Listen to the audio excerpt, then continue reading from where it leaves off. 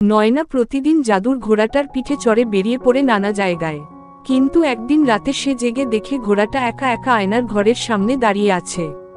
আর তার চোখে জল, সে কাঁদছে। এক জাদুর ঘোড়া কাঁদে কেন? নয়না এগিয়ে যায়, আর তখনই ঘোড়াটা ধীরে ধীরে রূপ বদলাতে শুরু করে। ঘোড়াটা বদলে যায় একটা ছেলেতে, খুব চেনা চেহারা। নয়নার স্বপ্নে যে মুখটা বারবার আসে।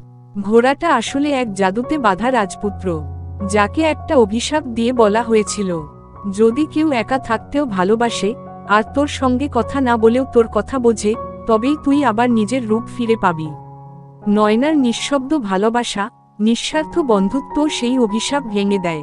আর নয়না বলে, তুমি যে এক রাজপুত্র, আমি জানতাম না বন্ধু। রাজপুত্র বলে আমি তোমাকে খুব ভালোবাসি নয়না। নয়না হাসে, আর তারা বিয়ে করে, একটা সুন্দর মহল বানায়, আর সবাইকে সাহায্য করে। তাদের রাজ্যে সবাই খুব সুখে থাকে।